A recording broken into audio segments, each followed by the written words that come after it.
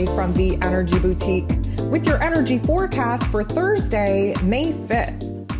So the moon is now in Cancer. We definitely had a little bit of a rough ending to yesterday, preparing for the moon to step into its place of power in Cancer and energy. The moon in Cancer is always emotional, highly intuitive, very kind of introverted. We want to kind of stick to home base, if you will. We're very focused on the home, on the family dynamics. We're also very focused on where our boundaries are being tested. Why? Because many of us have weak ass boundaries that are really affecting our emotional and mental state. And many of us shy away from doing anything about those boundaries until push comes to shove. And at this particular point, because we are where it is that we are in eclipse season, we are really having to review and revise some of our relationship dynamics, especially where the home dynamics are concerned, the foundation of what it is that we call home, the safety and the security of the home. And you know what? This Cancer and energy just wants to focus on our inner child and what it is that we need to nurture within ourselves first and foremost, before we see the people in our lives actually show up as the people that we need and desire them to be. It's a relatively quiet day in the cosmos today, and I say quiet very hesitantly. There are only 5 different aspects taking place here today. 4 of them involve the moon. Now, I just want to comment, many people will bring to my attention, because I've already had people ask me if I'm going to talk about the 5-5 portal. Let me just reiterate, not every the 5th day of the 5th month. Okay, that's great. Numerologically speaking, we would love to think that that has some power. And of course, whatever it is that you think is true. So definitely pour into that. But when we talk about portals, like actual portals, what we're actually talking about is the alignment of Earth in the cosmos that makes a particular angle or creates an alignment with a particular star system or a planet that provides a wide open information highway for us to receive downloads like codes of information. So a lot of the times in the New Age community, everything is a portal. You know, oh, 2 numbers are the same, we must be in a portal. Or, oh, that has you can read it forwards and backwards, that must be a portal. I feel like there's a lot of overreaching in the New Age community. Now, again, let me remind you, there is power in numbers. And whatever it is that you focus on, whatever it is that you believe in, obviously, that is your truth. So we are going to say that, you know what, the 5th day of the 5th month, might hold some power. We do have to recognize that the month of May being the month of 5 ruling over the heart chakra means that on the 5th day of the 5th month, we're going to have a lot of heart activations. Let's at least chalk it up to that.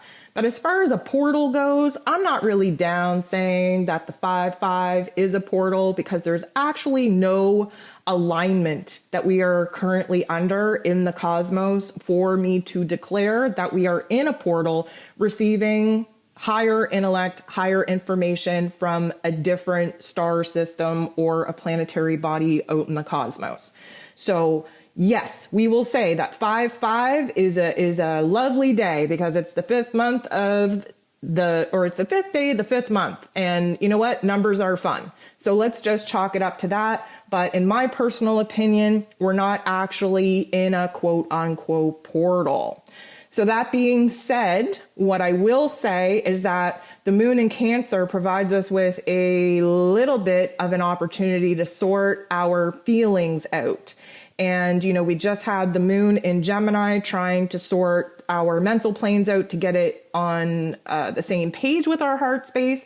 But now we're going to have to do a deep dive in our heart space in order to kind of process some of the things that have been going on in our physical realms. And, after yesterday's situation popping off, kind of slapping us with the truth, we're definitely going to need to pull back to be a little bit more introverted and really kind of observe and process what is actually going on in our inner realms. So the moon right out of the gate is going to square Venus. Now, Venus is fresh into Aries. I don't know if y'all been feeling the last couple of days, a no bullshit kind of attitude, a little bit aggressive, highly irritable. You can hear from my voice that Mercury being in Gemini, preparing to retrograde, is already affecting my speech, my mental plane. Communication has been harder and harder, along with the mental fog that comes with it. So I apologize, but you know what? This is a good indication on what it is that we're going to have to deal with through Mercury's retrograde coming at us in a couple of days here. So I just wanted to be very clear that many of us are having a little bit of trouble trying to get our thoughts out of our mouth in the way in which we intend. And I, for one, am holding up my hand. I'm definitely feeling the effects thus far. But anyways, back to Venus being in Aries. Definitely triggering a brand new boldness, a brand new bravery, a brand new courage that we need in order to cut the cord with some of these situations that we are no longer dealing with. There is an aggression that comes with Venus being in Aries. Again, if you haven't listened to the astro forecast that I put out for that particular astro event, please go ahead and do so. And you know what? Even if you have listened to it, wouldn't be a bad time to refresh yourself, because the last couple of days has definitely been popping in the anger and frustration department. So the moon bumping into Venus in this way is creating a lot of tension. It's creating a lot of conflict. A square is a tension and a conflict point. Emotionally speaking, we are at a conflict with Venus because Venus wants to charge forward. She's tired of looking in the rearview mirror. She's tired of reviewing where it is that she's come from, how it is that she's gotten to this point. She's tired of thinking about the sadness, tired of thinking about the trauma. She is all kind of wrapped up with having the blinders on and solely moving forward, being as aggressive as she needs to be to go after what it is that she wants, making the changes that she knows that she has to make within herself, the way that she's caring for herself and talking to herself and treating herself, because she realizes now the connection that has to the relationship dynamics that are rapidly changing.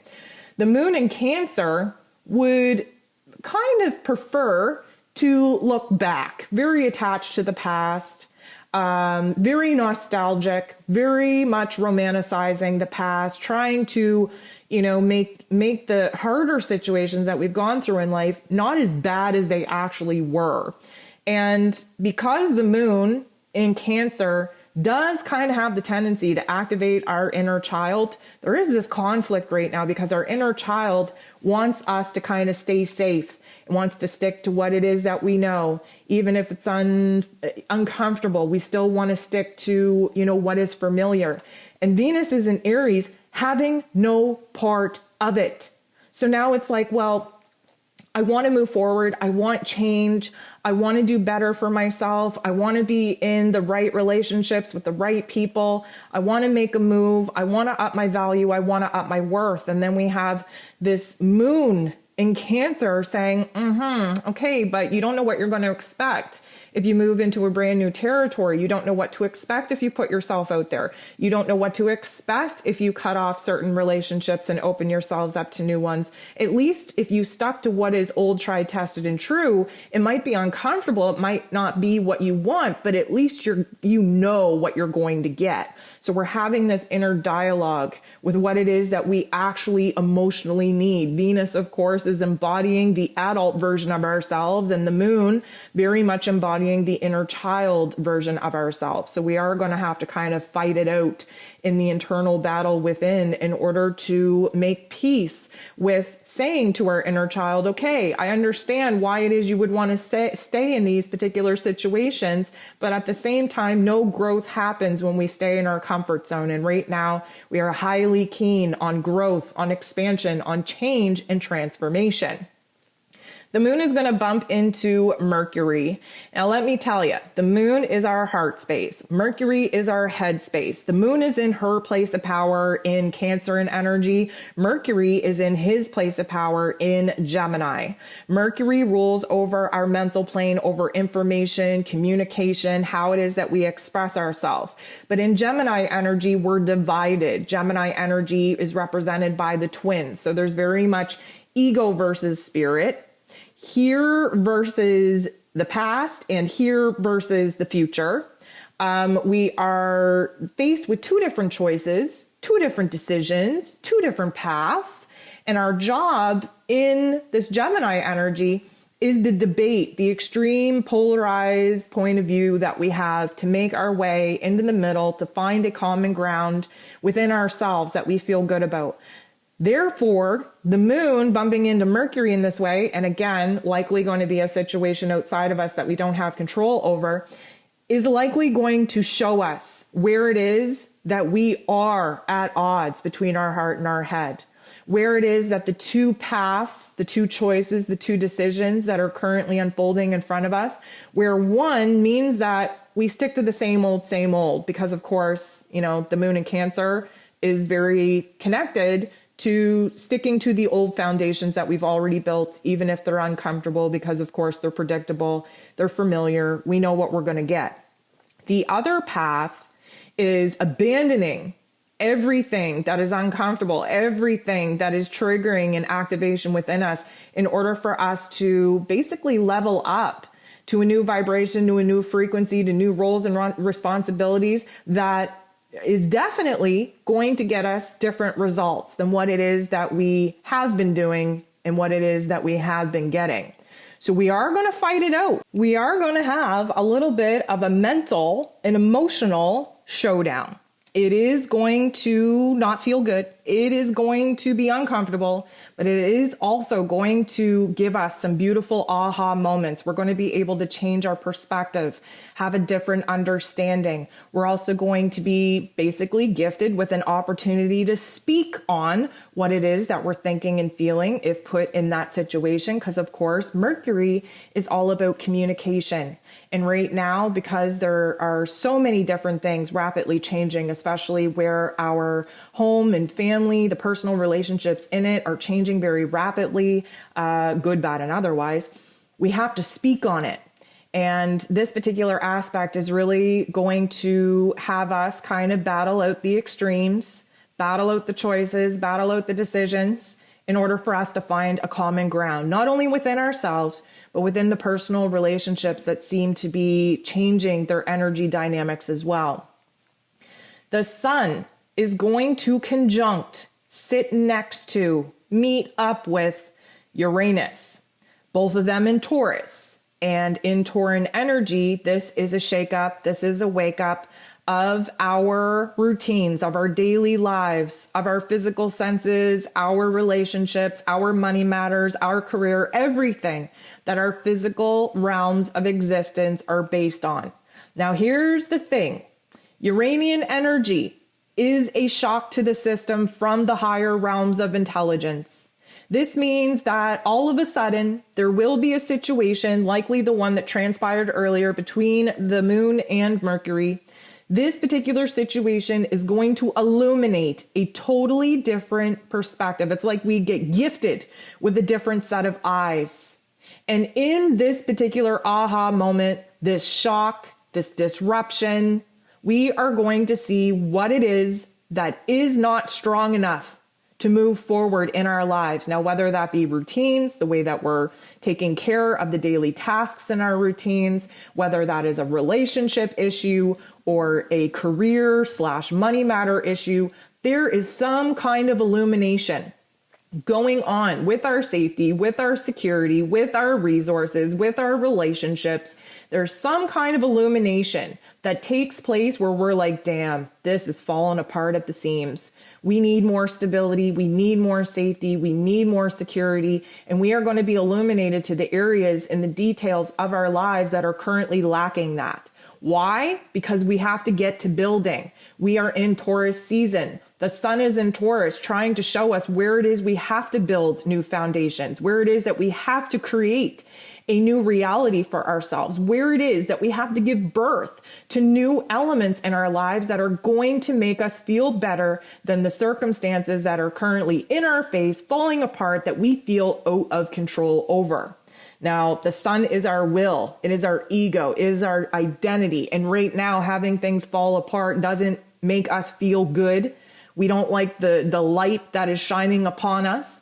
And therefore, this Uranian energy is going to show us where it is that we have to act fast. This is a good energy in a lot of ways because this Uranian energy makes us adapt to changes a lot faster than we normally would. Mostly because once you know something, you can't unknow it. Once you see it, you can't unsee it, which means that you have a lot of choices to make from this particular point forward, because no one, once they realize that the foundation of their house is cracking and crumbling and falling apart, no one is going to be able to sleep safely, securely at night, knowing that the foundation that they are currently sleeping upon is falling apart from underneath them. So the moon goes ahead and semi-squares the true node. Now here's the thing, a semi-square is a little bit of a tension point because we have to solve some problems. So the true node is trying to show us the path that we need to be on to reach our soul's purpose, our soul's mission. So whatever dream and vision that you currently have for yourself that you're actively trying to manifest, that is the true node. The true node wants you to reach your destination. But here's the thing. We just got illuminated to some situations that totally change our path and moving forward, totally change our plans, totally change the vision and the dreams that we currently have. The moon, of course, in Cancer is highly emotional, overwhelmed to the point where we want to move forward, but we just don't know how to. And right now we have to sit with ourselves and kind of process how it is that we're thinking and how it is that we're feeling, because the plans that we had for ourselves to move closer to that dream and vision need a huge, huge, huge amount of attention right now. We have to re-edit some things, revise some things. You keep hearing me say these words. We are in retrograde season. We are moving even further into retrograde season next week when Mercury goes retrograde. This is a time of revision, a time of recalibration, reorganization, restructuring.